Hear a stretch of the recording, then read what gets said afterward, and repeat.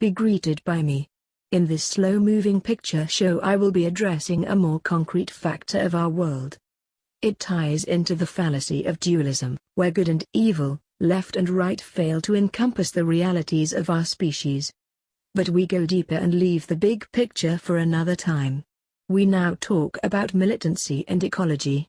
One stereotype I have seen floated about in countries like the USA and increasingly here in South Africa is the stigma coupled to both humans who care deeply for the environment and humans who employ military skills as a way of life.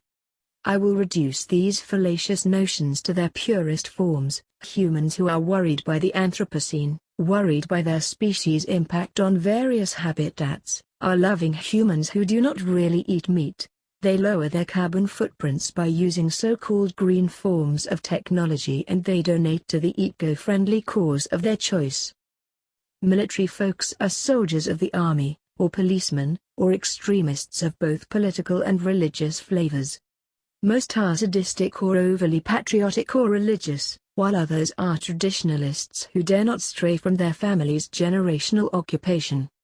Now you may ask why these classifications missed the mark.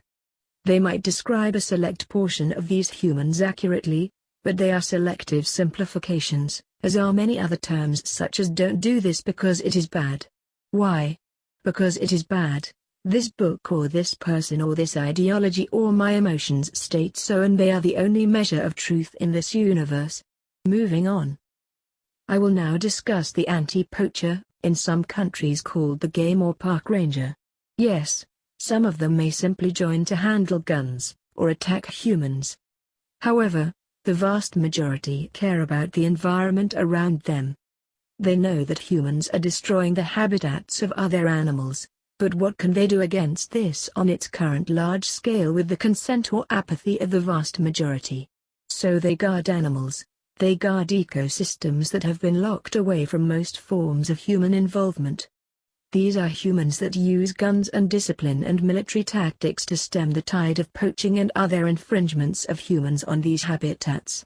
They are fighting an ecological war, putting their lives on risk for that of grazing mammals or large cats, as well as the owners of farms, tourists and the local communities. I handle now the rhino poacher and their eventual client. 3 factors must be understood here. The first is greed, the second status, and the third is a blind obedience to tradition.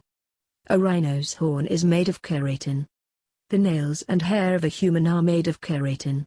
This already strikes the entire medicinal market from the realms of rationality. So now we come to the dagger handles. This makes more sense. Not enough to strike a species from the earth, but at least one can make an argument for killing a rhino for dagger handles, especially if rhinos are farmed or live in abundance. Now the next practice. Here we get humans who inhale the powdered horn not as a medicine or an aphrodisiac, but as a status symbol. Imagine yourself chancing upon the last dodo or dinosaur, then filming yourself eating it, and you approach this mindset. The human is rich. It buys a powder which grows on its body, but because this powder has grown on another mammalian species, this human now gains the respect of his peers, who also buy this powder. Back to the poachers. They themselves are mostly financially poor folk and the hunt is their lottery. Above them the organizers reside, some are veterinarians or farmers. Their motivations are more conventional in the Western sense. Money, money, money. Work is hard. Find way less work. And lots. Moral? No care. Money good. Work little. Instead of working steadily on their survival and accumulation of materials, they enter the fast track, which is not at all uncommon. I do not have more to say. I do hope this was informative. Bye bye bye bye.